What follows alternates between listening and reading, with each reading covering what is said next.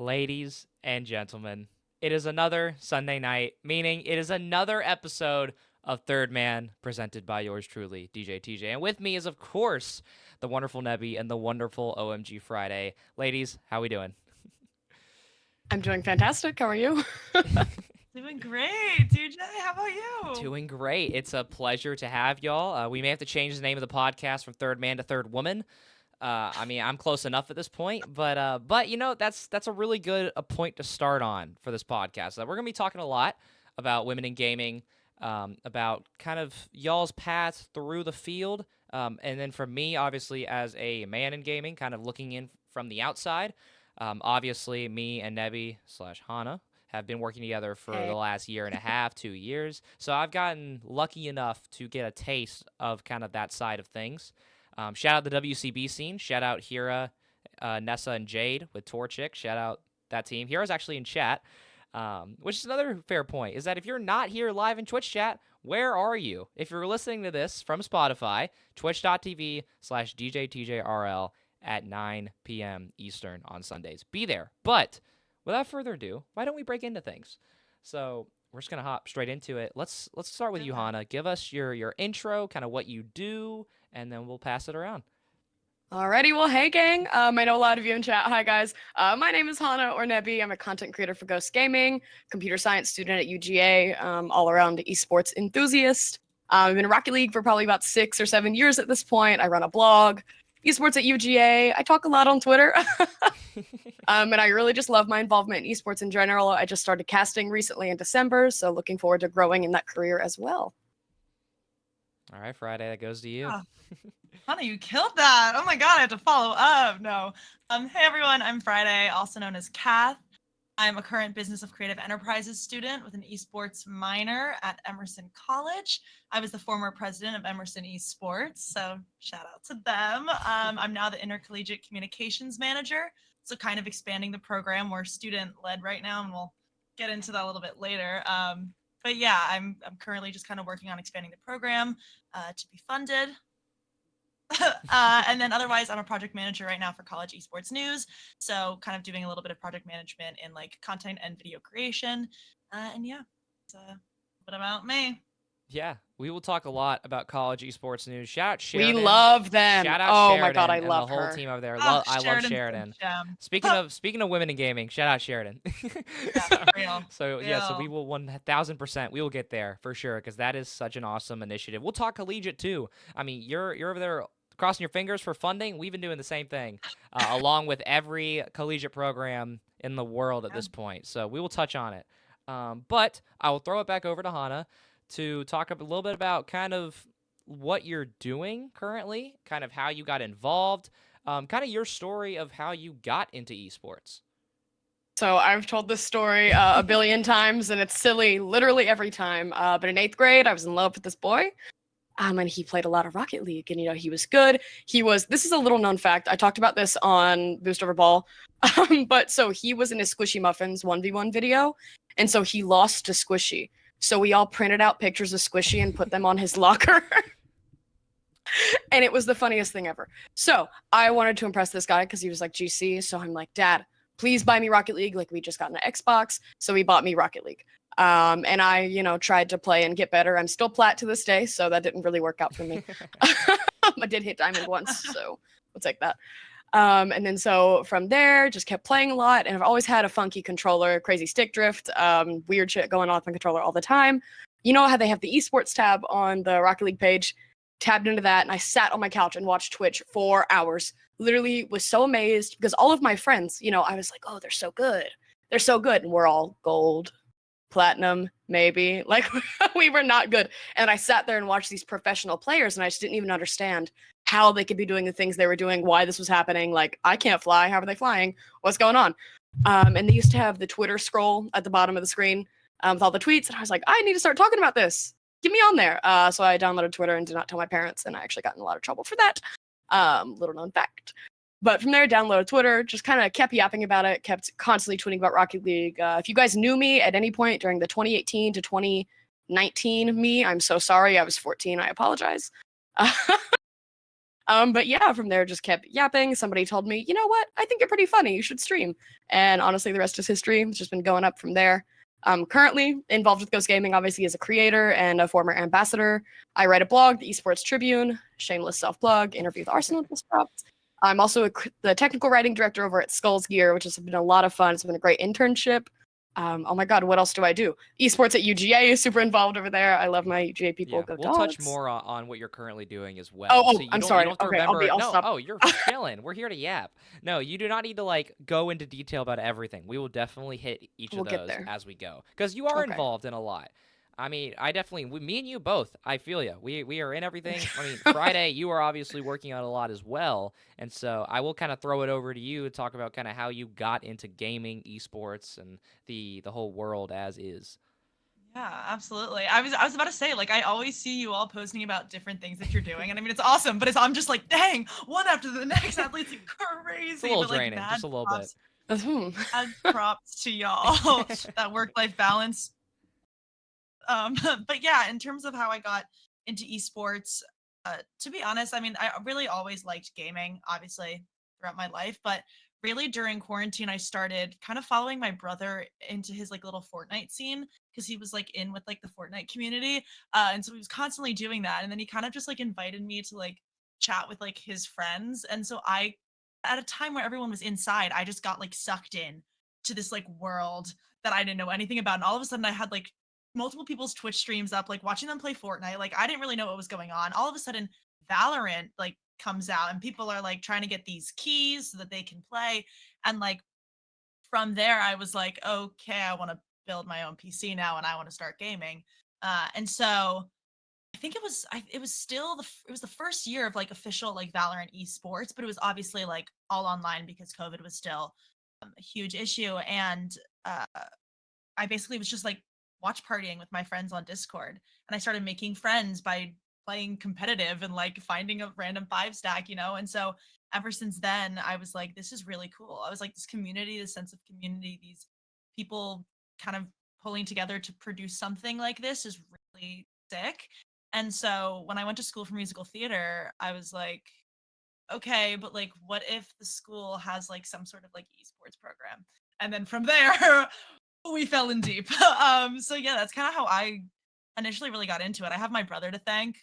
So shout out to my brother. He's probably not watching. Because he anytime I tell him anything, he's like, "You're a cheerleader?" I'm like, "I post about that all the time." I'm like, this is not an unknown fact. So if he is, shout out to him. But yeah, I would say it was really like my brother that really kind of got me into it.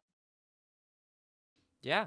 I mean, it's so cool to see the world of how everything, like in collegiate especially, because all of us, like, obviously we are 20, 21, 22, etc. But like, it's weird to see how we all as kids found this scene and then took it with us to kickstart our programs. Or like in our case, I know Hana knows this very well. We had to kind of change the program here to kind of like quote unquote save it. And everybody out the depths. yeah. So I mean, everybody's had such cool kind of stories of how they got into things, and everybody making a difference in the scene as well, just simply because that's what collegiate's all about. It is about, hey, like if you want to start your program, you can start your career, and then next thing you know, you're traveling to Myrtle Beach to go do something, or you're traveling, I mean, God knows where. You're going to Boston for the major, like who knows? Yeah. But it's just so cool to see. And obviously, we're going to come back to the collegiate point. But I'll throw it back over to Hana to kind of talk about what you're currently doing, currently working on. Obviously, you're coming fresh off of a article release with Arsenal, which was incredible. I mean, that's such a cool thing. It's a great read. If we can get the link to that, shout out Mods. Oh my God, yes. The esportstribune.org, if anyone's wondering. If Mods can get that link and put it in chat, that'd be awesome. So shout out the Mods. Shout out Sarah and Neon for helping out. But yeah, so talk a little bit about that, and obviously the millions of other things that you're doing. So I've always loved writing. For years and years, I ran a poetry account on Instagram. I had a Wattpad, like I was that kid. I was always writing, and I wanted to bring have. I wanted to bring that over to esports in a way, and so I did work with Collegiate Esports News for a brief minute, but my schedule unfortunately just didn't really allow it. So last spring, that is the right link, Neon, thank you. Last spring, my passion project, the Esports Tribune, was born, and I write a lot of things on there. Some of it's just opinion pieces, some of it's just me talking, and then my favorite series that is near and dear to my heart is Behind the Tag. I've had the pleasure of meeting a lot of these pro players just through streaming and getting to know them as real people and not necessarily just a player, you know what I mean? And I think it is so rewarding to be able to show that side of people and tell their stories, and that's something I love so much. The Arsenal one is one of my favorites. We had so much fun. We laughed for hours. And basically all of them read like that. All these people are real people and they're silly and they have all these memories and experiences that make them who they are as a person and player. And I think it's a really cool thing. But I'll stop yapping about my blog. I'm also working with Skulls right now as their technical writing director. So their blogs, their releases, things for their category, etc. I'm just doing some content stuff for them as well. Esports at UGA. Awesome. Love this. I do whatever I need to do. I fill in wherever. Rocket League coordinator, one of them. And just kind of exist. Oh my god, what else am I doing right now? I'm doing more things. Obviously, streaming for Ghost Gaming. Hi, I love you, Ghost Gaming. You were in chat previously. Love you. And it's been such an honor to work with them and just also be a part of the growth of the ambassador program, which is such a cool program, which I know we'll touch on a little bit later. But I just absolutely adore everything that's going on in Georgia esports. And commentating. You will hopefully be seeing me on the mic in the coming weeks. Little spoiler alert there, but I'm really excited to get back into that and grow a little more and learn a little more in that regard as well. Yeah, we're soft launching here now. Okay. All right. Well, in the coming weeks doesn't give any specificness. It's Coming just eventually. weeks. I might. Chat, what's coming in a few weeks? RLCS is coming back. Oh, guys, this is me hard launching. I'm actually casting RLCS. I have been casting for 3 months and they want me. Sorry. Unironically, I cannot tell if you're being serious or not. Hello? Are you being for real? No. Okay. What the? I was so worried. Was so concerned In what for a second. world? I thought you were being for real. Okay. Hey, manifestation. This is You're that right. moment. You're though. right. You're right. This is that moment. Hey, I have to like put my head down for a second, hey, y'all. as long as you're doing a team stream, a team stream counts. That's what I did. Oh, Technically, no. I could say I've casted RLCS. No. Oh, No. there you have it. But that is fun. All right. No, there is on a real note. There's a lot of really cool events in the next couple months, and we're gonna kind of touch on this. There's a lot of women's Rocket League in the next couple weeks as well. Yes. So Sorry. hopefully, maybe we see Nebby on the desk in one of those events. Maybe, I don't know. We won't tease too much, but hopefully we'll see you as a part of that. There's so many incredible events. We had Radiant Star Chasers today. You have the new Stride Ladies Nights at 5 p.m. on Fridays, I think, or 7 p.m. on Fridays, something like that. I think it's 7. I believe so. Yeah, so there's a lot of really cool things coming up. So hopefully we will see you on the desk, and if not that, then something even cooler, hopefully. But yeah, so Hana, obviously a Swiss Army knife in her own right in terms of everything she's involved in. And so Friday, I know it's kind of hard to beat, but I'm very intrigued to hear what you're doing right now as well. So hard to beat, but I love it because she's so inspiring in every way. I love you. So I love you.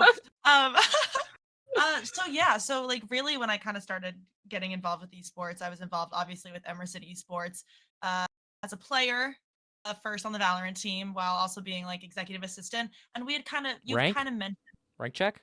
Rank check. Rank check. Rank check. I think it's like probably like silver, but like I peaked plat 3 and then peaked like that's like a crazy high or something. But like I plat 3 and then I just like absolutely I was like no, I'm never playing again. We are the same rank if that makes you feel any better. We are the same. I'm worse, so I hope that makes you feel better. Guys, can't wait for us to trio queue. But yeah, so I started as executive assistant in this kind of transitional period of what Emerson Esports used to be in comparison to kind of where it is now. And so from there, I kind of realized that I really liked more of like management in terms of the org itself, and I was not really like a competitive player. And so from there, I got involved with events as well because I really just loved creating an affirming space for people because I felt like the president at the time had created that space for me. So I got involved running events and kind of helped reshape the events branch for Emerson Esports.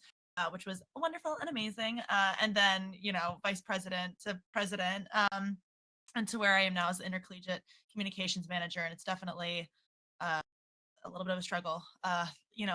Just a lot of conversations and meetings with faculty administration, but we do what we can, and it's what we're here for. But from there, I was very much like, this is all kind of new to me because I didn't do too much when I was still a musical theater major because I was trying to invest myself into like auditions and vocal and vocal stuff and things like that. So it really took up a lot of my time until I made the switch to another major. And then I saw College Esports News had tweeted looking for volunteers, and I always liked project management just because I thought I was pretty on top of everything as president for Emerson Esports. I was like, why not? And so I hopped on board and started working on some of the CVAL videos, and then that kind of branched off into like, oh, there's this new tournament for marginalized genders called the Aurora Series, and I wanted to help cover that because I think that's amazing. And it just so happened to be that like my org, Emerson Esports, started our own all-woman and non-binary Valorant team. So I get to be the manager of that. So shout out to Sammy, who is our head of events and one of the co-captains. She came to me and they were like, I want to start this team. And I was like, let's do it. I was like, absolutely, we're fully going in. And Kit, who's the other co-captain, has been just amazing to work with. So they're both incredible, and the team has done amazing things, like hit playoffs for NACE first semester. Like, come on, like, yes, you know what I'm saying? So happy for them. But and then now I think we can talk about like the game hers, but gonna be a collegiate ambassador, so that's really exciting. Excited to kind of let's go game hers. Excited to really kind of dive in on that and see what sort of initiatives I can bring to campus. And then I also like sort of like soft launching, like did just join like a tier 3 org doing some event stuff, but like I don't know if I'm allowed to I don't know when I'm allowed to say like what I'm doing. So you under an NDA over there? I just like don't know. Like I literally had the meeting before this, so like depending on when I can say like when I'm announcing. We won't ask more details. We won't joke about it like we did with Honor. No, it's not I don't think it's under NDA. I just like haven't gotten to talk to them about like when we're running it back, when I can be like, yeah, I'm here. So, but yeah, that's me. Yeah, and that kind of transitions well. Before obviously mentioning the tier 3 team, which is congratulations, that's awesome. Obviously talking about your position at College E News, or the official name is Collegiate E News, or is it Collegiate Esports News? I forget. College Esports News. Okay, I forget what their official name is, but that right there is probably one of the coolest things that come out of the last few years for collegiate. Obviously, having all women's or non-binary teams is incredible. We will touch on that as well, as now we kind of are going to move into the collegiate side of things. So obviously, we all have experience working in collegiate programs. As you could guess, it is not as easy as it sounds. Trying to kind of just pull money out of thin air is a talent that I've had to kind of learn. They don't teach you that in school, so definitely interesting. But I'm going to actually throw it back to you, Friday, because before we break into kind of like what it's like to work in collegiate, what's the biggest thing that you think you've learned from working in collegiate? The biggest thing I think I've learned? Wow. To be honest, I think the biggest thing that I've learned, and this is something that I'm learning a lot right now in this like really present moment, it's really kind of all hitting, is this idea that like at the end of the day, it really is about the community that you have on campus. And I think a lot of the times we get wrapped up into our competitive teams competing and, being able to compete at the highest level that we can in collegiate. But at the end of the day, like we would not be who we are without our community. And so that, there's a lot of conversation these days about orgs like rebranding to be like blank gaming instead of like blank esports, to try and bring in that community from your school, because a lot more people can resonate with being a gamer than like being like an esports like player, if that makes sense. And so like the biggest thing that I've really kind of been learning, and it's something that I hold to my heart, because the reason I got involved with the org was the sense of community and creating an affirming space for people to consistently come back to. And so like I would say that that's the biggest thing, and it's something that I'm really kind of hammering into like right now. Yeah, that's a great answer. Community driven is how I personally feel that all collegiate programs should be driven. That's what makes collegiate special, is the fact that we can pull from a few hundred or a few thousand students and still have the same kind of impact or skill level. I mean, that's just kind of what collegiate is all about, is that no matter what school you're from, no matter, I mean, any name could be big, no matter if you're private, public, or anything like that. And so I'll throw it back over to Hannah, because what I'm intrigued to hear, obviously you're not like running an esports program, but working both from a content side of things and then getting involved in collegiate and then kind of merging the worlds. I'm intrigued to hear your take on comparing your work in collegiate to comparing your work in the professional scene, and just overall kind of how collegiate measures up. Because it's in a weird state, in my opinion, but I want to hear your thoughts. I definitely agree. I think collegiate is in a bit of a limbo right now, per se, just thinking about the economy and just also all of these universities all over the place having esports programs pop up and trying to get that funding from a university. But I think a lot of the skills that I've learned and taken from my professional life apply themselves well to esports. For example, I think something that's important to grow esports programs is kind of like we were talking about, rebranding it from esports to gaming.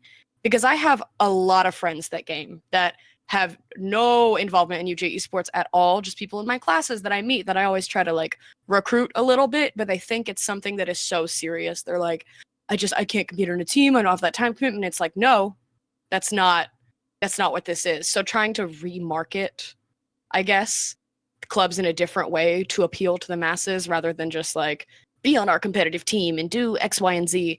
And I also think just the level of professionalism you get from working in a more professional environment obviously lends itself to the collegiate scene, because we're all children, and it is hard to get real adults to take us seriously when we're asking for money or for a grant or for a space or whatever the list goes on for video games, right? Exactly. So being able to take esports and put it more into an economic opportunity or a way for the university to advance themselves, kind of measuring that in numbers or statistics, and presenting it more like a work opportunity, I guess. So the marketability of esports goes in both ways, in my opinion, like to the student, the casual, like we all just like games, come hang out. And then also to the university, hey, this is how we can make you money. So I think honestly, if those two principles get implemented in a lot more places, that would lead to more growth in programs, and also just more support in general. Yeah, I'm glad you said that, because that's exactly where I was going to throw it back to Friday. Is now, obviously, me and you can relate to this, is trying to make that jump from creating a community of like 50 people who want to come through and play some games to now growing to the hundreds or thousands. What does that process look like for you at Emerson? Whether that involves faculty or not, and kind of how it's affected the students. Basically, overall, how has your club grown? Yeah, definitely. Like an insane amount, I would say, over the past couple of years. And I would say like one thing that, I wanted to touch on that Hannah had said is this idea of like, or I think you had mentioned it, but like the administration and a lot of older people, the ones that have the power with the money, they don't understand, like there's no set definition of like what esports means. And so like having to like figure out having to define what that means like here on campus, and like because they have one definition in their mind versus what like actually goes on.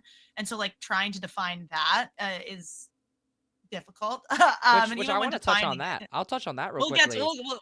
Yeah, please do. Very quickly, I do want to touch on that, is that people forget what esports is. Because like again, like you can simply, like if you really want to, you could say, hey, we're competitive gamers, and leave it at that. But it's so much more. And obviously, I'm very up to date on my research, because I did just give a TED Talk on esports. I like to think I know what I'm talking about. Yeah. But no, I mean, I'm really glad you brought that up, because esports literally is everything. Arguably. Not arguably. It is. It is everything. I mean, I can't think of a single avenue that esports isn't involved in, other than maybe like blue collar work, I guess, because I'm not grabbing a shovel to play. I mean, but Guitar Hero's close enough. I'm grabbing a whole controller. But no, I mean, but seriously, it touches so many career fields, to where there are companies and businesses that I've gotten to sit down with who never thought that they'd be involved in gaming. And then all of a sudden they turn around and they got this 19, 20, 21, 22-year-old who's like, hey, I got 1,000 kids. We would do this. Would you like to be a part of it? So I just want to touch on that, but I'll let you get back to it. Yeah, I mean that's such an important point because currently like my major right now in school, the business of creative enterprises, it's a track where you can like take your electives from different majors at the school. So broadcasting, production, like publishing, I mean like theater if someone, you know what I'm Yep. saying? Like that You sort of could go thing on and for like hours. Yeah. that's that's such a like integral part like communications for me, so I get to do like sports PR and things like that. Like that's a huge thing for me because I feel like that's exactly what the esports industry is literally all of these different, fields like all kind of coming together to have one central focus. But like in going back to what you had said about the org growing, uh, it's grown such a substantial amount, and the crazy thing is like at some point when it's not funded and when there's have so many people and you have so many teams, it can be so hard to give all the resources that you can to all of the teams because you have so many people wanting to compete and play, and then it's like you're at some point running out of resources to be able to help, and you don't want you know two teams experiences to be like faltering because you have to like help maybe what's considered the A team, you know what I'm saying, like Yep. get to where they need to go. And so like that's always been such a huge issue for us to kind of navigate, and that's why we're trying to currently kind of exploring like the difference between like varsity and club and like what that could kind of look like for a student run organization. But at the end of the day, like all of our like funding comes from our like student government association, and we have to pitch like why we needed money for coaches, and they literally told us, they were like, we shouldn't be paying for your coaches. Like the school should be paying for coaches if they're like, you know what I'm saying? But And so it's like, SGA is the school, right? yeah, It's exactly. yeah. So it's like, Now we're I'm like, we starting to get to the still same like, person. Like I'm starting to feel like the so exact it's same like, person. Yep.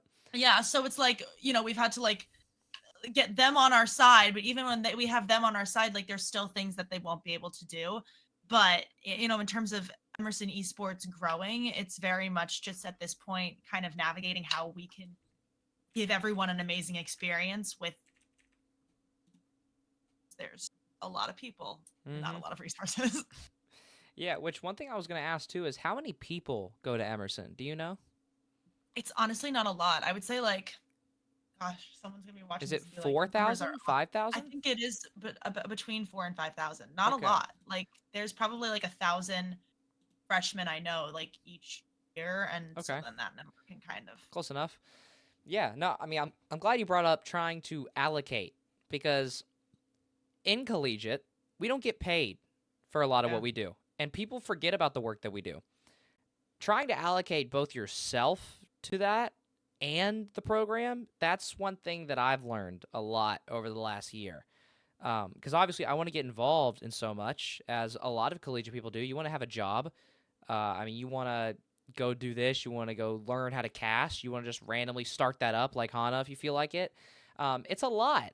And trying to allocate both the load on yourself and money wise, if you can even get that far, it's a really important point. And we're not really going to touch on this too much, but the mental health side of collegiate esports is something that is severely underrated and completely forgotten about because, like Hannah said earlier, we are kids.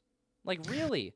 Like, if you're going straight from high school to college, unless you're paying for it all by yourself, you're not really like you're really not adult, which is crazy. And people obviously don't want to hear that because they're like, "Oh yeah, I'm getting ready to take off and go do my own thing." But it is crazy to think, and we're all learning as we go. And so I'm glad you brought that up because that is important. So one thing I do want to go off of that with is, are y'all like club sport, athletics? Where are y'all right now? So yeah, so that's a question. It's a great question So too. We're on the we same are boat. Yep. so we are one of our we're an affiliated organization, Emerson College, which means that we get funded by SGA, which is our Student Government Association, and we work with SEAL, who's the Student Engagement and Leadership Team. So that's like administration. And so we have a faculty advisor, our faculty advisor, Josh. He's amazing. Like he's always so helpful with us when we, because he's been through this entire like growth phase for us, with us. But aside from that, like we're not part of athletics. We have an esports minor at our school. I'm in it. The org is completely separate from that. And it's like, Really? Yes. Okay. It is a little Strange. And some of the conversations is like, oh, if esports gets housed, like Emerson Esports gets housed under communications, like what is that going to look like? Because we're having this conversation right now about how esports is it's so interdisciplinary. There's so many different, there's so many different tracks that you can take that it's not just like one department, I think. And so it's like that sort of conversation, that I have to have a lot of the times. But yeah, so right now we're just an affiliated organization with the school, which means we get funding through SGA. But other than that, we're not associated with our athletics or any of the departments. Yeah, I feel that. What about y'all? Yeah, so The rundown. UGA, we've had our fair share of experiences. Hana, if you want to chime in on this, I will let you. But No, this is all you. I think you have a little more experience on this end, so I'm not gonna misconstrue the audience here. yeah, so this is why I wanted to have Friday on here so bad as well, is because I know we can go back and forth about running collegiate programs. So for those of you who are new to the show, I'm the director of esports at the University of Georgia. That's a 2,000-person program, and we are just a club, which is crazy. Every company, every program leader, everyone I've talked to has been shocked at that, and I am too. But this is also why I wanted Friday on here, was that comparing the differences in collegiate to a small school of like 5,000 to 10,000 versus a bigger school like 30 to 40,000, they are two completely different worlds.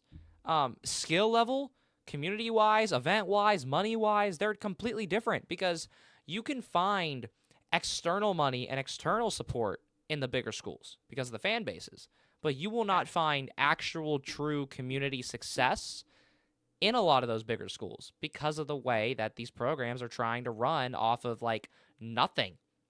So yeah, also very glad you brought that up because I know esports at UGA, we are definitely struggling money-wise. We're always trying to come up with ways to generate sponsorships. It's been a lot of fundraisers. We're hoping that soon maybe we can tap into the alumni network. I'm glad you mentioned SGA because SGA are amazing friends of ours, and we love SGA. But we are very limited in the amount of money that we can request. I believe if you are a new club and you have not requested money through SGA before, you have to request a maximum of $750 for 3 semesters in a row. Before, wait a minute. Before, It gets worse. Before you even get the chance to apply for a budget that I'm pretty sure isn't more than 1,000. Now wait. What? Your reaction is the same as everybody else's.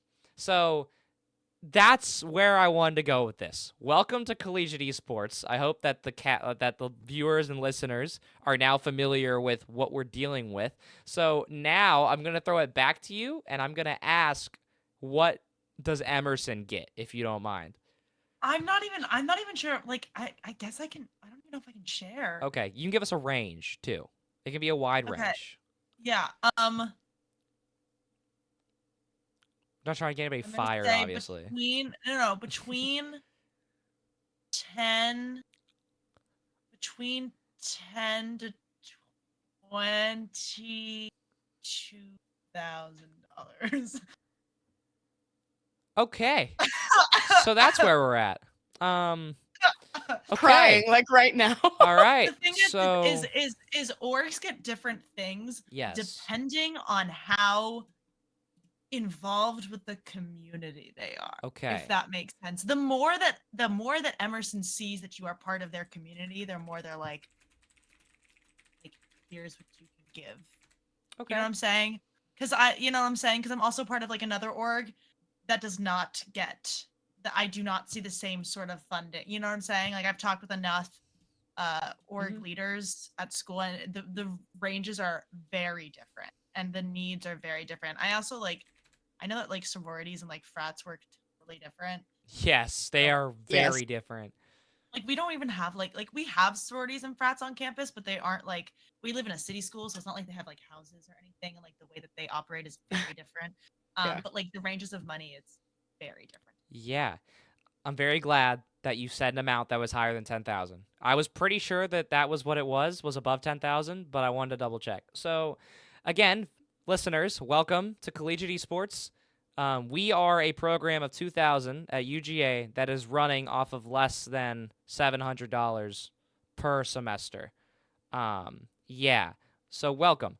And look, obviously, major shout out to what Emerson is doing because what y'all are doing is incredible, and obviously your impact on the school is worth every penny of that. Mhm. And that then goes to, hey, every esports program does that. Granted, y'all are obviously Yeah. going the extra mile, but every esports program that I've ever seen in collegiate has at least done the bare necessities of giving the community a place to succeed. And that's the mission of everybody. But it gets way harder to do that with the lack of funding. So I'm glad you said that. I also do want to make a side note is that we do not have incentive-based rewards in our funding application. So UGA, as of last year, there was 700 clubs. So we are treated the Whoa. exact same as 700 clubs. Now, you flip that around to this year, there is now 900 clubs. And that is within a year. Wow. That is a 200 club growth within a year, which for the university is awesome. But for Yeah. us is miserable.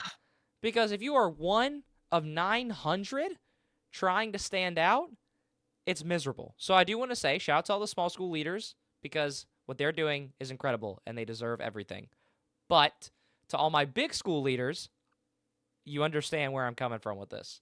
And that also doesn't include the fact that clubs like esports are fighting with clubs like Humane Society or Miracle Network, which are incredible organizations nationwide with big money, big funding, big network people to pull from. And within esports, we're like, I play Rocket League. So there's a major disconnect and there's a major just disvalue that esports in the collegiate scene has gained. And finding success through that is hard.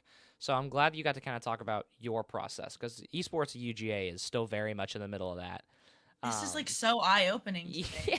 Like, because I mean, I go to a small school, so like I really truly like I had never thought about how many clubs are at such a large school like y'all's, and that's I mean, Yeah. I will say some of the clubs, though, you can pretty much register a club under the involvement network over anything. There's like Federation of Orange Juice Lovers and Apple Yes. Juice Alliance. Like, there's a lot of 10 to 15 person, like, friend group, quote, clubs. But the Right. sheer volume of it still kind of puts But- esports under. And that's the issue with this too, is that there are 10 to 15 person clubs who request the same amount of money as a 2,000, 3,000, 4,000 person club.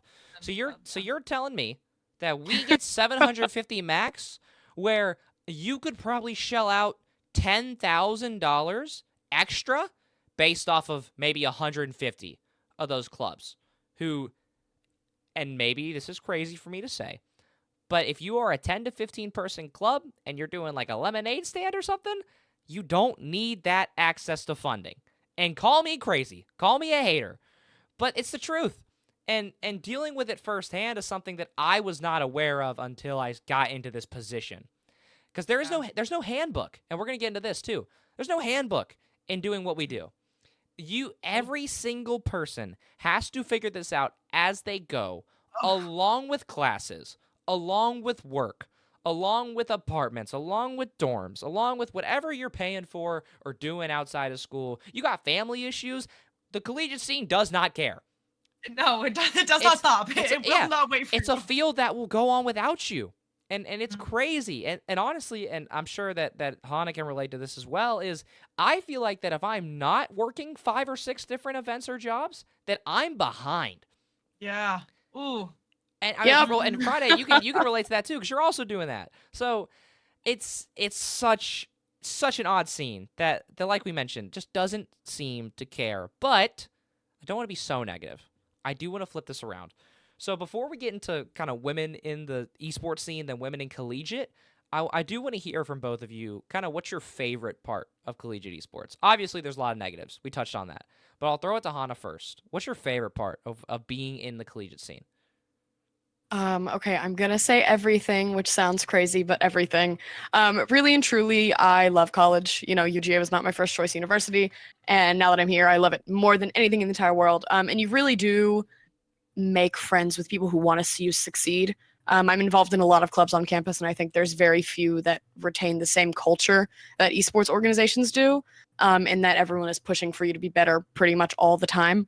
And it's not really in a negative competitive way. It's in a, I know we can all succeed in this field.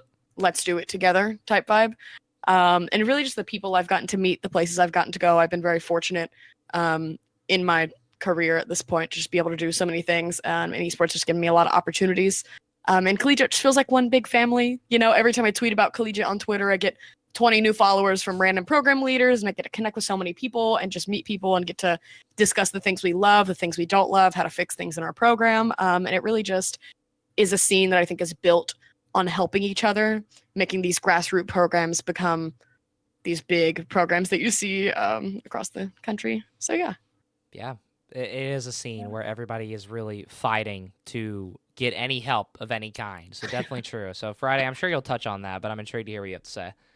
Yeah, I mean, bouncing off of, really what Hannah said is that idea of like everyone is in, like, we are in the same boat regardless. Like, we are all college students and we're all trying to understand how this scene works in terms of esports overall as an ecosystem. Like, where do we fit in? Because it is this sort of thing where it's like, you don't see collegiate esports when you look at a map of the esports ecosystem and the industry. Like, you very rarely see, collegiate put up there, but it's like we all have this common understanding that like we all have a place here and that we're all trying to like help each other out and we're all trying to have fun and we're all trying to learn where we kind of fit in, like if we want to pursue the industry. And it is very much sort of kind of, at least for me in the org, I've been able to figure out like, okay, like what do I like where do I see myself going in this industry based off what I'm doing now. And so it is absolutely 1,000% just, a chance for you to take opportunities and take risks. You can take so many, you know what I'm saying? Because it's like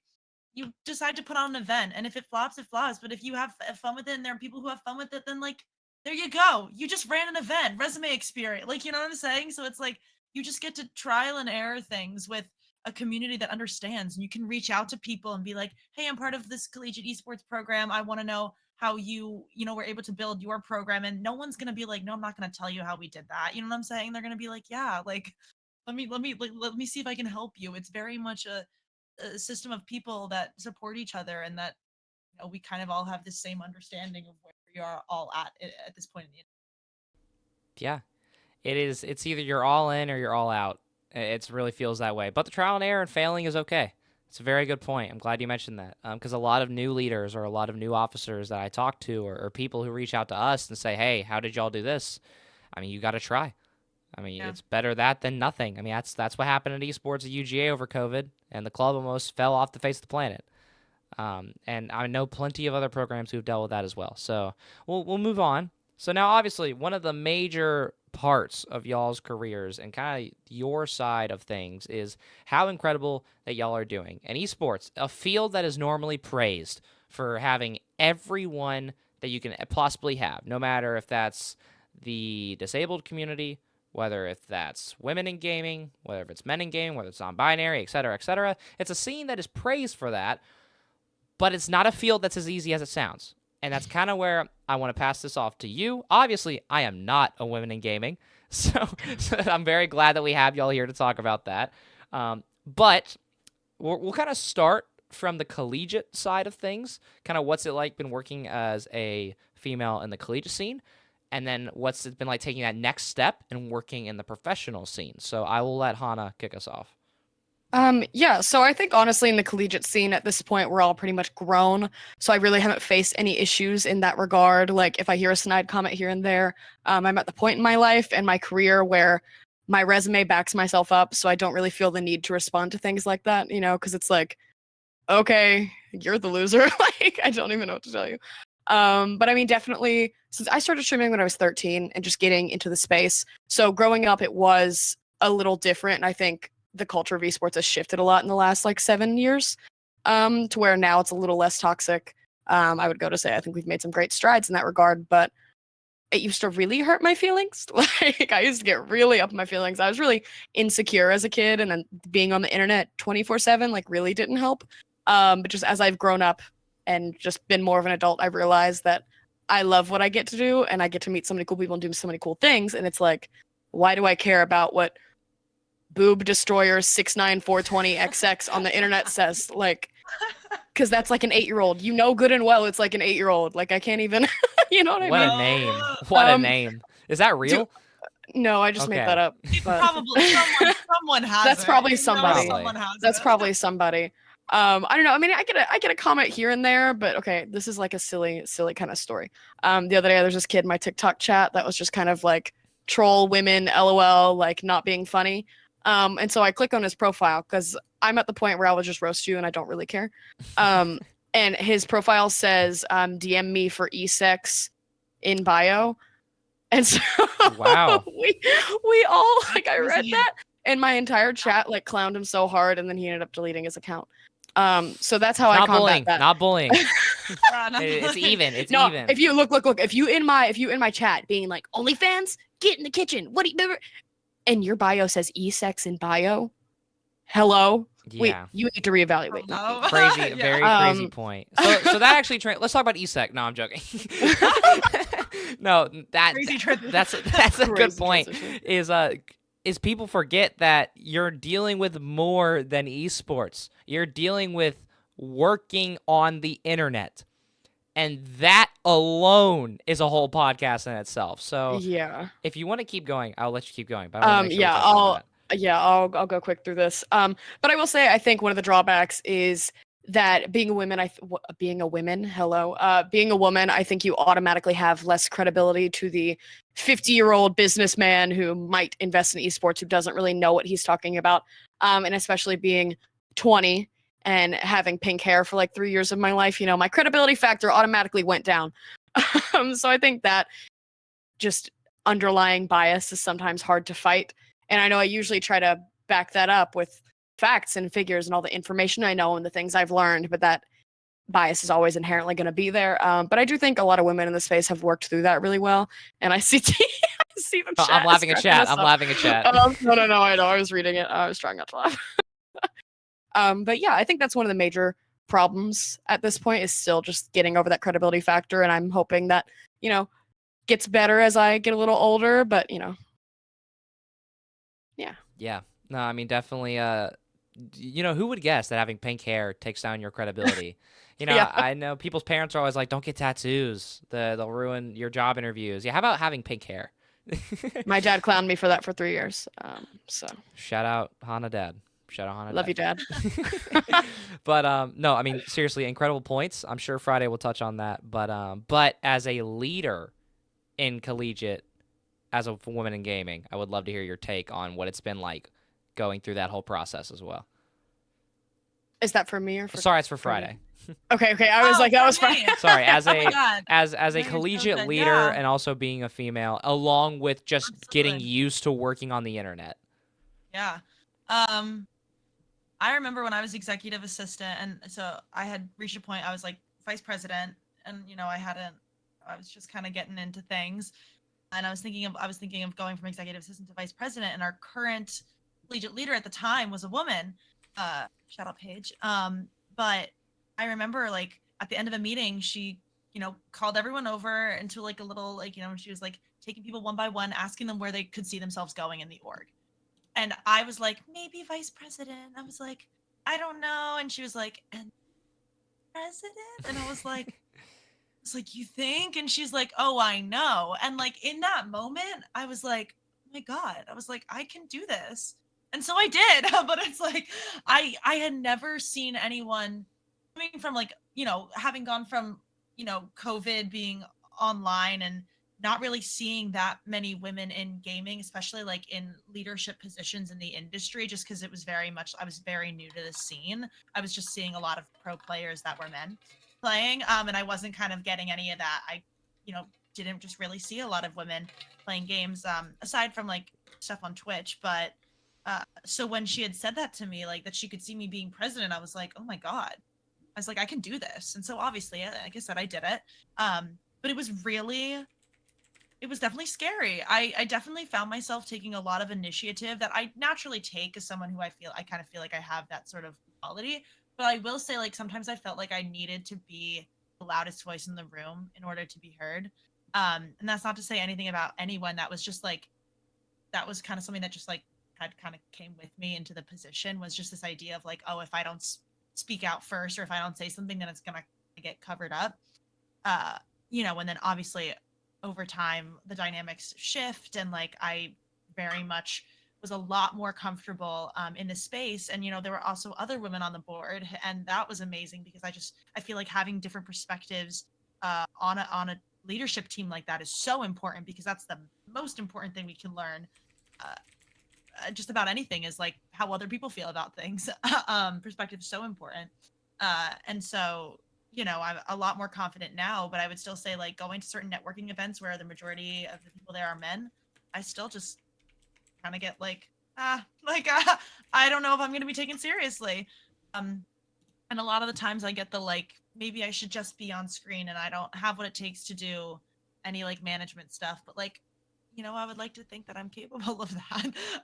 And so like I think my capabilities definitely, I think people see this before they see this first still.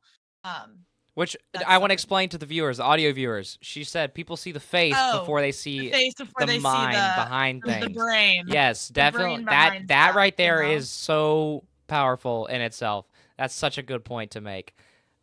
Sorry, had to explain that. You can keep going. No, you're so real. No, so that's where I would kind of say about that. And I think one of the biggest things that I felt like I had done as a leader was help put together a women in the industry panel that was specifically highlighting different women in different areas of the industry. I got to bring in Miranda O'Hare, which was amazing because she's the voice actor for Sky. She's so wonderful and so lovely. And then we had Ashley Crocker, who works at Riot, but she founded Emerson Esports. So we had her talk, so just women in different areas of this industry. And it was so amazing to kind of have them talk to the members of our org. And like that was really a transitional moment for me, being like this is like this mentorship, this leadership that we're seeing from these women is so important, because that can get lost a lot. And then when I was starting to get into it, I didn't see anyone in those positions, and so then I would get scared and not put myself out there. And so like having those figures in the industry to kind of help guide us is so important, and we need more of it, because we need to see women in more leadership positions. And a lot of that just comes down to the people that are running a lot of that don't women. Yeah. So, No, I agree. Having the different views and having the different perspectives in esports is so important, because it is a field with so much variety. You can have a program that is known for Valorant and Valorant only, and you can have programs that are known for 4 to 5 other games, or programs that are known for Smash Bros. Or card games, or I mean, you can go on and on. So yes, I agree. Being open to everyone that you meet in this scene, along with letting everyone speak, is very important. I know one thing that we do here at UGA is we have our major officer meetings, which is like I think 30 to 40 people. And everybody gets the chance to input. So yes, that we have a leadership team, which is like our top 7 to 6, who make the real decisions, but those are not decisions that are not like voted on or swayed based on community opinion. So very good point. Also, getting involved in collegiate esports in general, as a president, you and me have very similar experiences. I came in 2 months before my first class at UGA. So the summer before my freshman year, that was when I applied and was given the role that same week, because nobody applied for president, for vice president, for secretary, for treasurer. I could go on. wait, Yes. you like freshman, like what? Yes. Like 2 months before my first class at UGA. Literally a month out of high school graduation. Yeah. whoa. So we share similar stories, and so many other people do as well. And it's all incredible. And also, one thing that I want y'all to speak on too is, I think in the last 2 years, I think the progress in the scene for women in gaming has been the quickest and the most exponential it's ever been. So many orgs have started to support women in gaming. Obviously, there was the whole G1, WCB. Like, Rocket League has had its own history. Other games haven't had anything that bad yet, and hopefully they never will. But orgs are picking up female teams. Money is going to female scenes along with HBCU and everybody who's kind of in these quote-unquote minority groups, which women in gaming is not a minority. I do want to make sure that's stated. It's more about letting the voices be heard. There are still plenty out there. Everyone's kind of getting to grow together in the last 2 years. And there's also a lot of leading organizations, including the Gamers. And that is something that I would love for y'all to talk about, considering that you both have been finalists for Gamers Awards this last year. Obviously, Hana took home Scholar/Intern of the Year for 2023. Or technically with 2024. It was, I don't know what it counts for. I believe it counts for the school year. For the 2023 through 2024. It says 2024 on it. Okay, damn right. So yeah, let's talk about Gamers very briefly, because that's one of many organizations that are kind of trying to help pave the way for women in gaming. And I'd love to hear y'all's experience. Obviously, I know you both, I believe, are going to be ambassadors, if I'm correct. I would love to hear your opinions and thoughts on kind of working behind the scenes to support other women in gaming who may follow after you. I'll start with Hana. I'm super freaking excited. I love the Gamers. It's such a great team over there.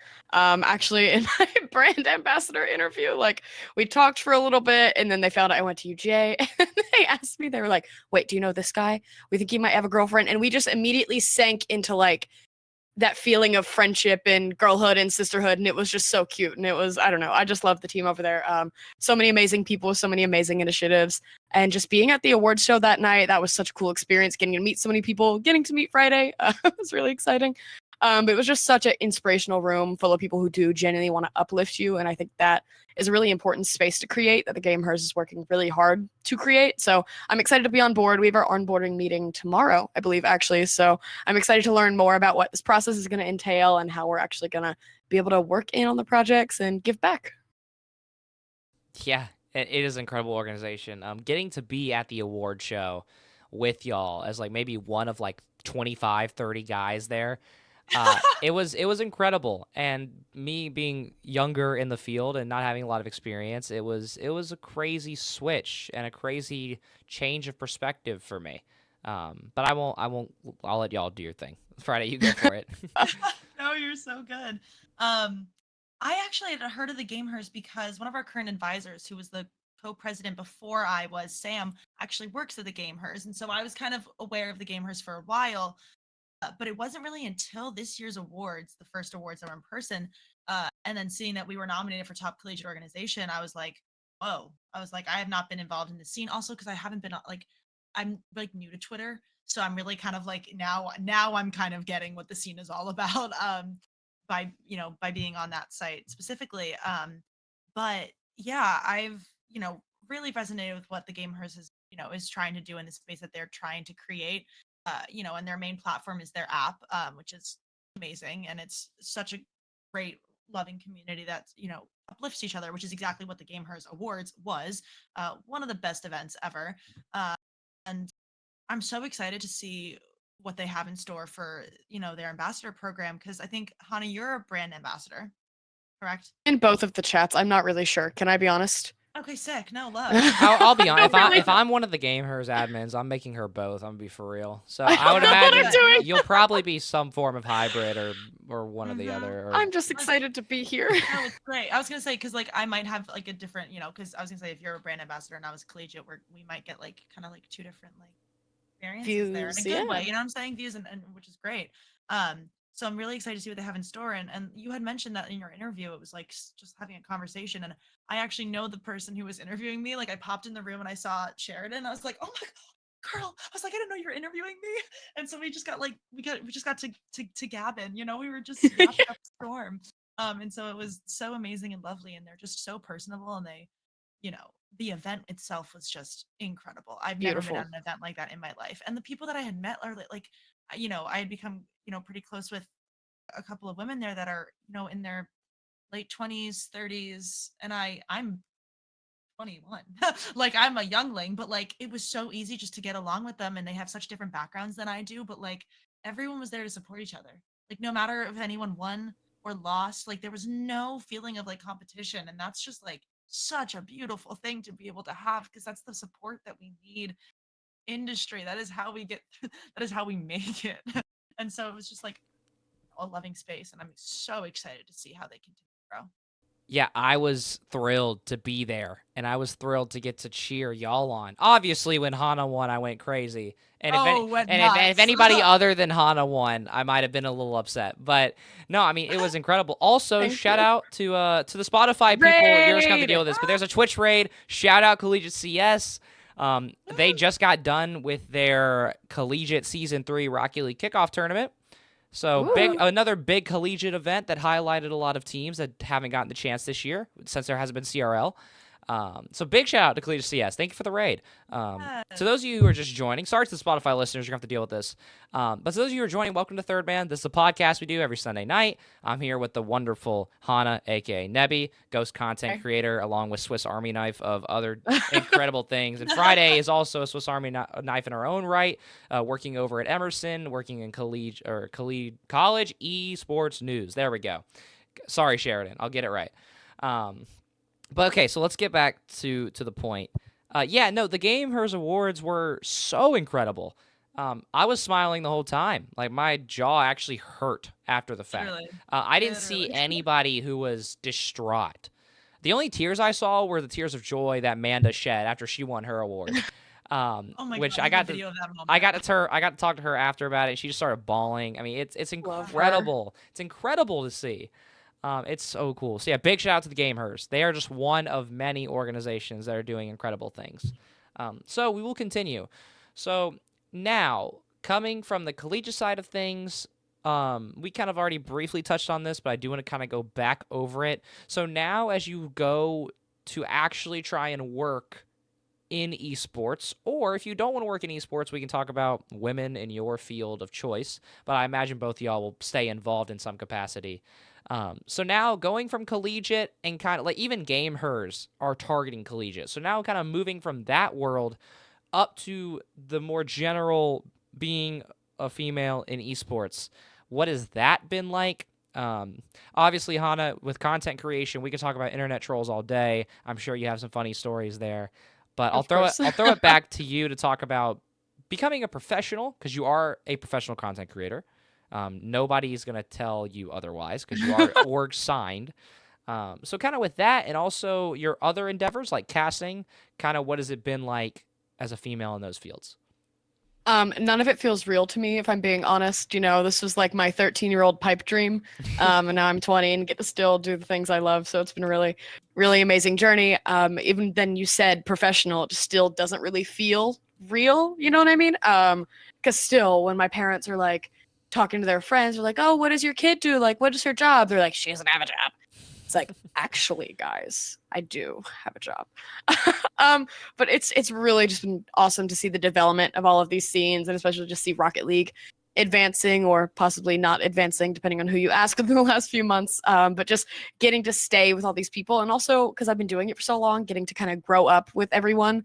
Some of my favorite people I met in 2018, 2019 are now professional players, and they get to go do X, Y, and Z, and people are now coaches, and it's like kids that I grew up with, I feel like on the internet have just come into their own, and it's just awesome to also kind of be coming into my own. As for what I'm going to do after college, you know, the world may never know. I have like a year and a half left. Really don't know what's going on. I think I'm just going to hope for the best. And with commentating, you know, that's a new endeavor for me, and I love it so much. It is genuinely so much fun. I am not world's greatest commentator by any means, but it's something I'm really passionate about and something I think I can come to be good at in the future. So I am getting a CS degree right now, but I am hoping to never have to use it. But if I do, you know, that'll hopefully be a good job out of college. Women in STEM, super, super fun. I walk into my classes and there's 3 women in them at any given time. So That's fun. Yeah, if this wasn't an esports podcast, we would definitely touch on women in STEM. My girlfriend is also a woman in STEM, so She gets it. yeah, I hear about that all the time. I like to think I'm an ally in some capacity. So TJ's one of the girls, guys. He's one of the girls. like we said at the beginning, this might as well be third woman instead of third man. So seriously, no, that's really cool. I'm glad to hear that there's a lot of positives. Now, granted, Truly. I do want the people who are hearing this, who are maybe in middle school, high school, who are like, I want to get involved, but I'm scared. I know plenty of girls who didn't want to be involved in my high school program because of the stigma around gaming, and especially the moment you turn your mic on in a Valorant lobby or a COD lobby, and we see memes about it, we joke about it, but it's a real concern. And so what I also want to hear from you, Hannah, is what are some of the negatives that you've faced, kind of how you've combated it, and then how you kind of felt it's gotten as your brand has gotten bigger? I will say, I think growing up at the very beginning of my journey, I faced a lot more sexualization than I have in the last few years, which has been great. Glad that's gone away. But I think a lot of the things that bothered me and things that made me scared were because I was caring about other people's opinions. Like I had this moment in high school where I just realized my life would be so much more fun if I did not care. And then I stopped caring. And that sounds really simple, and obviously it was a process, but now I'm at the point where I literally do not care. So, I mean, this negativity is still happening. Like, I'll still be in an occasional Valorant lobby and someone's like, meh, meh, meh, dishwasher, meh, meh. And I hate to say you have to mute, but honest to God, like, I'm not going to sit there and argue with them because I know good and well they're not going to change their mind in the 20 minutes we're in the game, and I'm not going to use up my valuable energy to argue with some 12-year-old on the internet. So while there are some negatives that come up, I think you will find a community of women who will help uplift you. For any woman watching who may be younger that wants to do this, you will find a community of people who are willing to help you. I found the majority of the people on the internet are much more willing to help than you may think. Sometimes it just takes a simple DM. I think putting yourself out there like that can be really valuable growth for you as a person, and also in the esports industry if that's something you choose to pursue. Yeah, inspirational. No, but on a serious note, yeah, there is so many ups and downs. Obviously, like I am not a woman.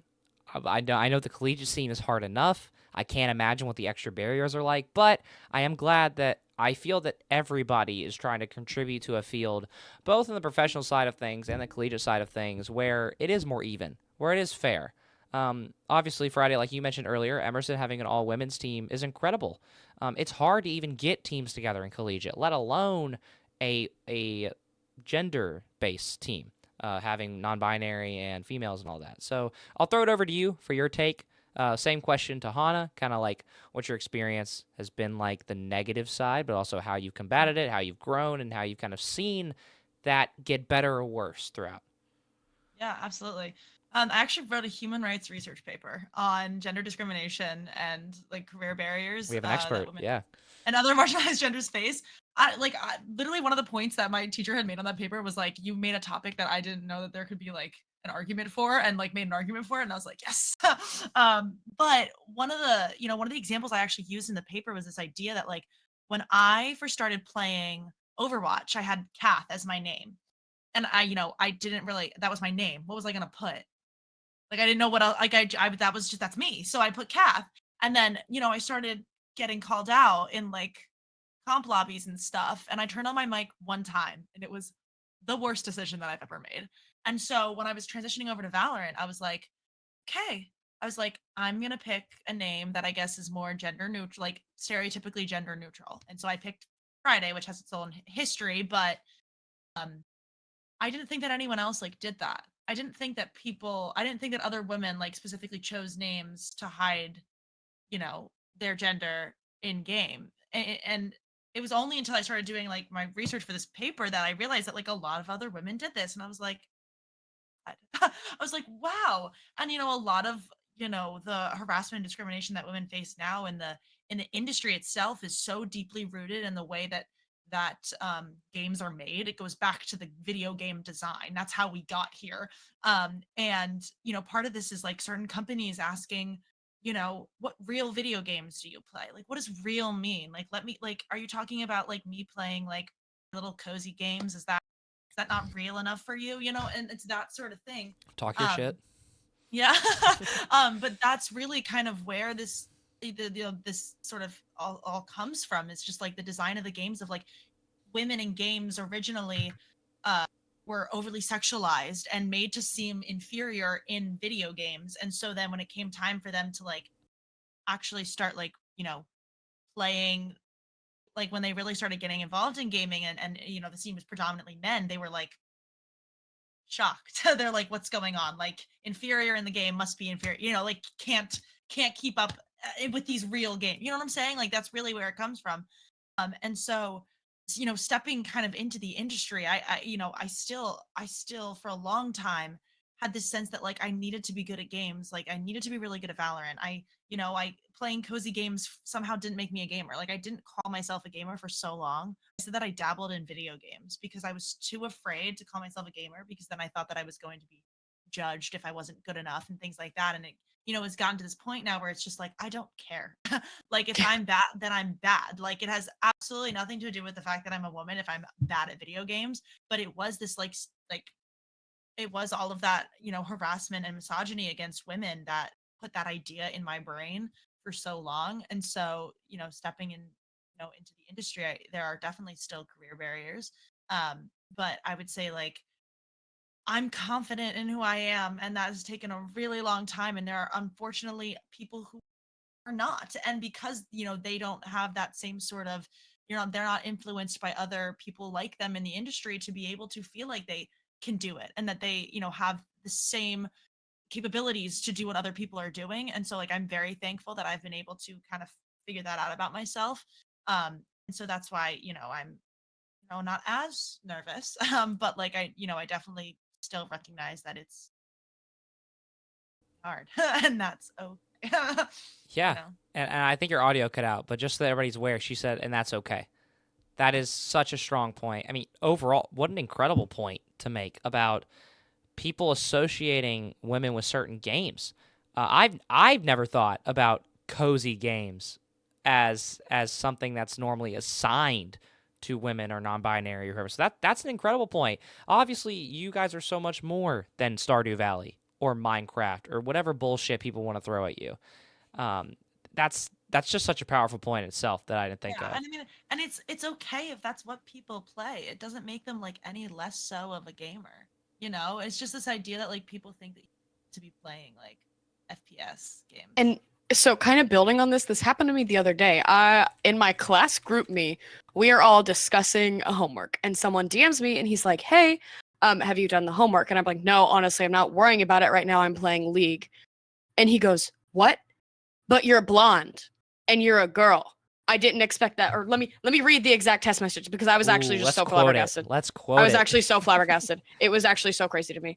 And just to because clarify, there's no way- this is a fellow student, correct? No, this is somebody I know in real life, Okay. like in a class with me. Okay. Here we go. I'm on the edge of my seat. Oh gosh. Chat's on the edge of I its said seat. I am playing League as we speak. I've been doing homework for like 3 hours and need a break. What? But you're like a white girl? Question mark and blonde. I'm so shook right now. Yeah, Hello? let's let that one breathe for a second.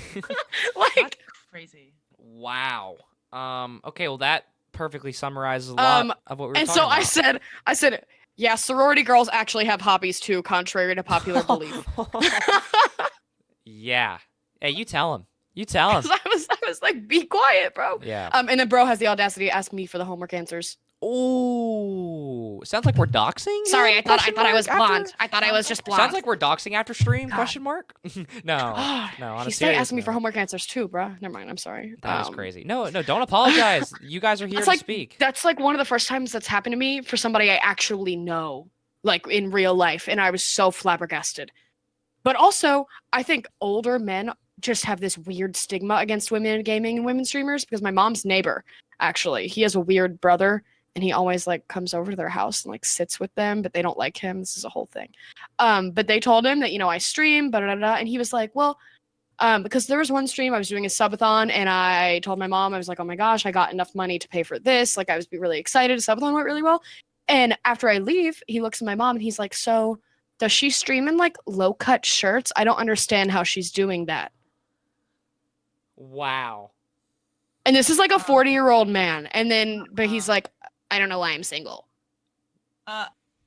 Does she stream in Um, low-cut shirts? No, when my mom told me that, I actually almost went next door and yelled at him. But she told me I wasn't allowed to talk to him because I would have gotten really mad at him.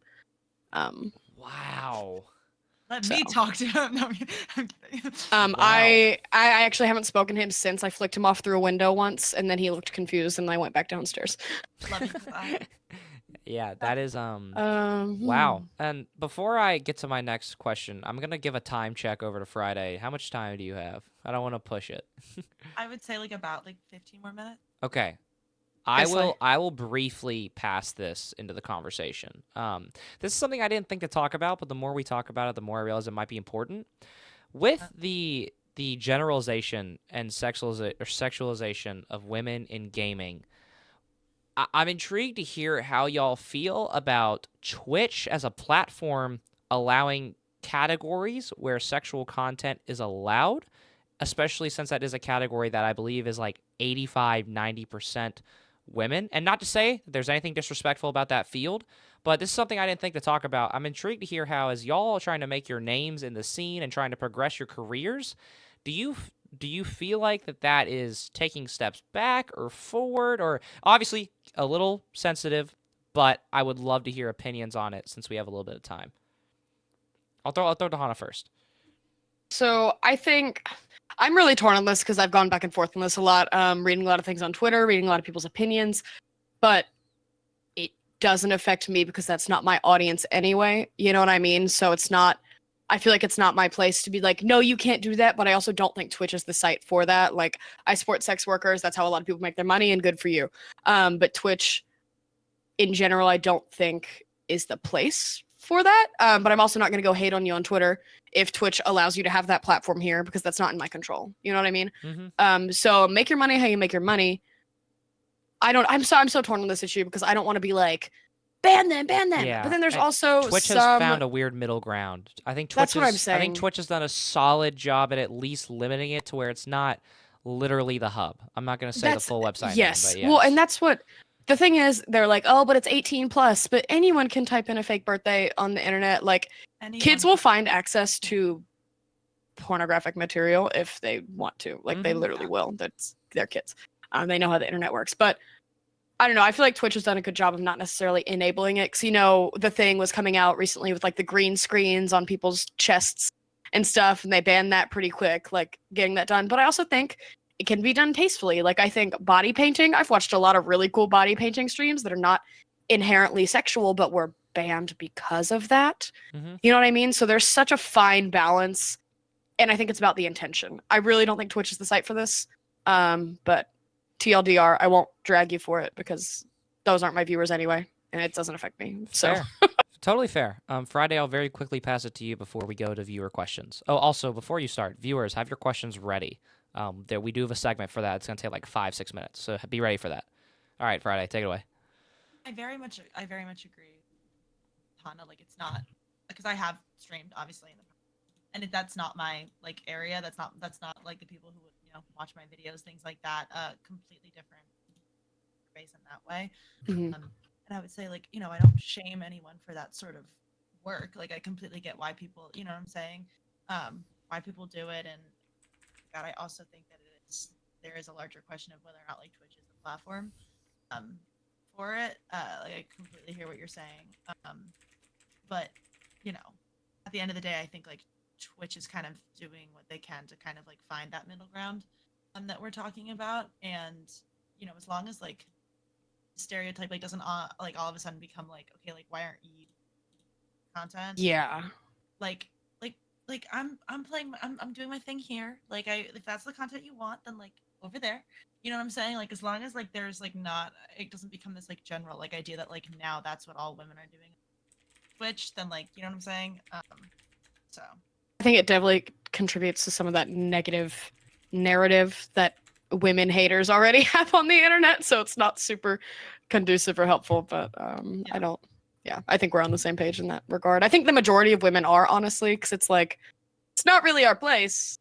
we don't like. I don't know. That's such Yeah. a hard thing to give jurisdiction on. Yeah, which is totally fair. That's why I wanted to very briefly talk about it, just because it's something I didn't start thinking about till the end. Okay, so now, viewers, and if you're not here live and you're here on Spotify, or you're here on Apple Music, or wherever you're listening from, this is the problem. Be here, live on Twitch, 9 p.m. Eastern Time on Sundays. Twitch.tv/DJTJRL. All right, questions. Throw them in. We only have time for a few, so we're going to briefly run through them.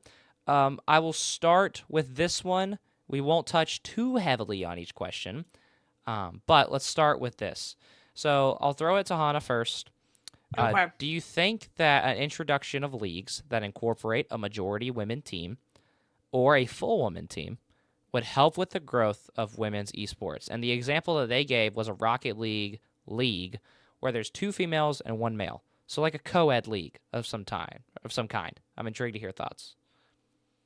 The eventual goal is to be able to have an integrated league and there not be any hate or negativity or problems within that. So I think, yes, incorporating a majority women's team would help the growth of women's esports, but I think that is more for a safe space to learn how to compete, enjoy competing, meet other women in the scene who go through similar struggles, with the goal of being able to compete in, quote, the big leagues. You know what I mean? Like in RLCS and in places like that. Because I think, especially in Rocket League, we have a lot of amazing women talent that I think definitely could be up there. But those social barriers, and there's definitely cliques around the top of the scene, you know what I mean? So just being able to break through that to eventually integrate back into the main scene, I think that's the main goal. So yes, I do think it would be helpful. However, I think it'll be a while until we get there, which is why the women's spaces are so necessary, to give women that platform, and to just get to understand each other on a different level. Yeah. All right, Friday, quickly to you.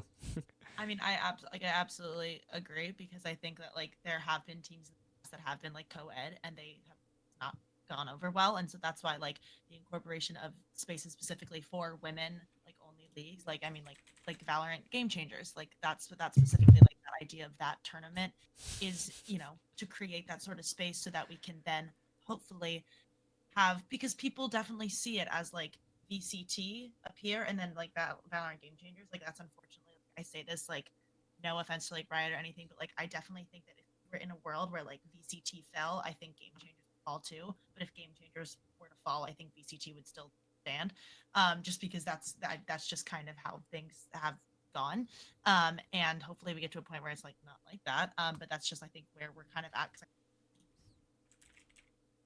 very still be the one that gets all the views and gets the other, being slightly underneath it, I would almost say. I see it as the way of like, I fucking love Game Changers, but it's like unfortunately I just think in terms of like viewership and like what people pay attention to, still put T like on a pedestal. So yeah, that's what I would say. So I completely agree with Hannah that it's like creating that space is important in order to get to where we need to be. Yeah.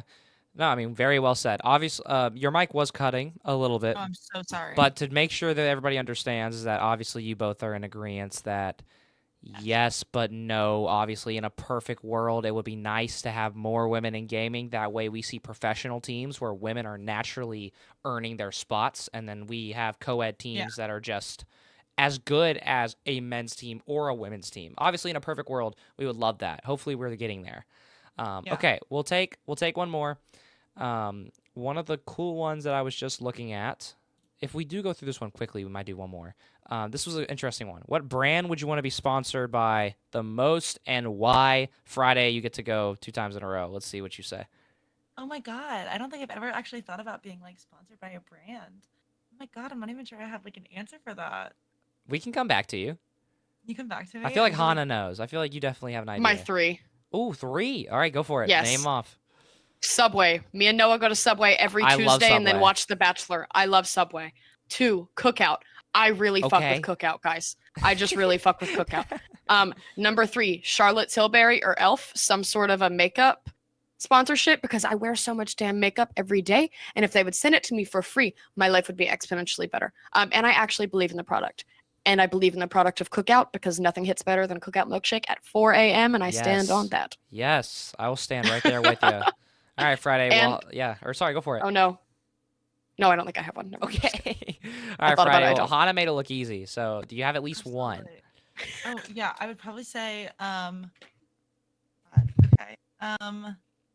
Probably I'm just thinking like in terms of like morals and like align like Okay. who I like, align myself with. I guess I would say I would say one. I would say One Size. It's Patrick Starr's like makeup brand, and I use their eyeliner like religiously. And I think it's just that idea of like that kind of like uniform idea that like anyone can wear anything.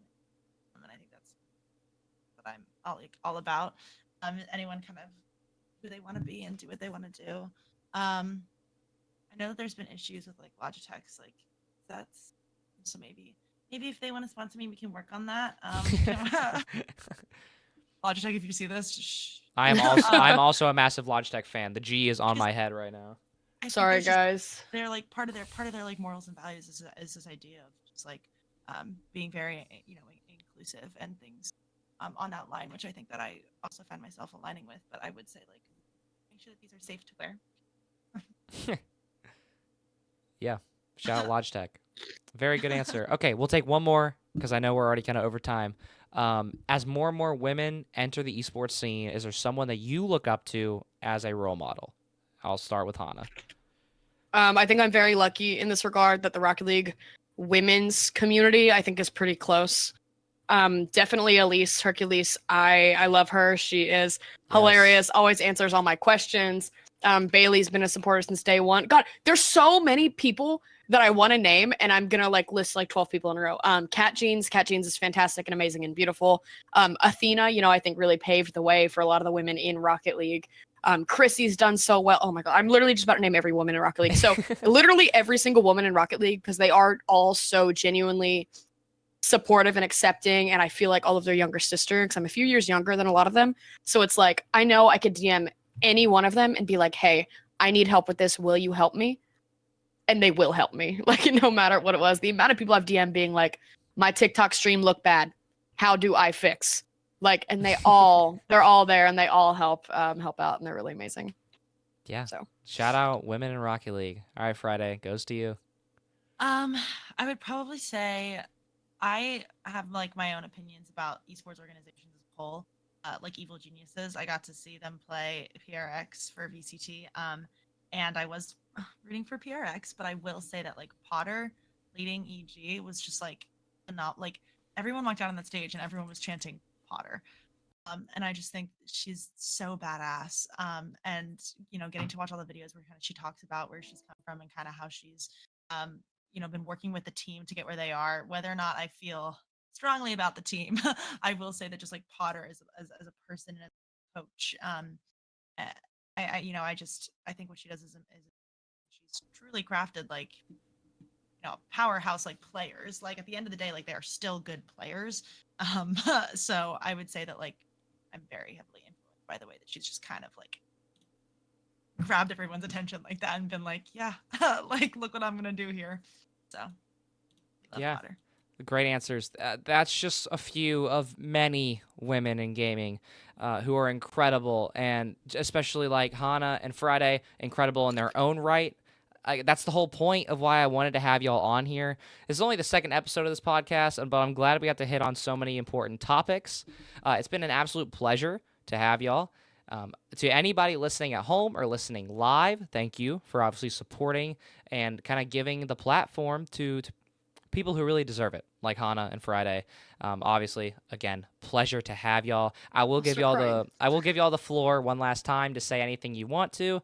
Anything inspirational, any thank yous. Just generally, I just want to pass y'all the floor. Friday, I will start with you. Oh my gosh. Well, thank you for having me.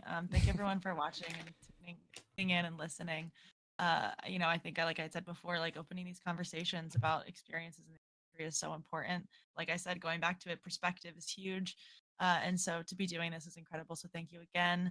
I'll like leave you all with this, like want you all to feel seen and I want you all to feel heard. And that's kind of why I'm in this industry in the first place, is so that, other people can feel like they can do this. So if you're thinking like, I can do, you can do it. And then shameless plug OMG Friday on Twitter. I had to. Oh, we I already had to. plugged. Don't worry. We're already Okay, plugging. good to know. It's in the Twitch chat, girl. Yes, It's all in there. of y'all's socials are included in the live chat and also in the description of the podcast. We make sure that we treat our guests well here at Third Man, which, hey, might be Third Woman by next week. Who knows? But all right, Hannah, goes to you. Hey guys. First of all, TJ, thank you for having me. You know we could yap forever. Had so much fun. Also, I would like to say there's so many women in Rocket League who are my mentors, and I literally cannot list all of them because they're all amazing, and I really just needed to clarify that. What else was I gonna say? Pause. Sorry for munching on my chips. I'm really hungry. I haven't eaten much today. We couldn't hear that. We're good. Oh, great. Chat saw me eating. But thank you guys so much for being here. I genuinely am so blessed to be able to have any sort of semblance of a platform and get to do what I do every day. And it's all because of you guys. And if we haven't gotten to connect or meet personally, please send me a DM somewhere. I'd love to get to know you and get to talk to you a little bit. And if you ever had any questions or anything you need, please feel free to send me a DM. I respond pretty much everywhere except Instagram. There's weirdos in Instagram DMs. Yeah, guys, it's been a pleasure. It has been awesome, but unfortunately, we do have to go. So I have been DJTJ. This has been Hannah, aka Nebby. Go check her out. Go check OMG Friday out. Our incredible guests. Thank you all for supporting. We will see you next week. Everybody, have a great night. See y'all.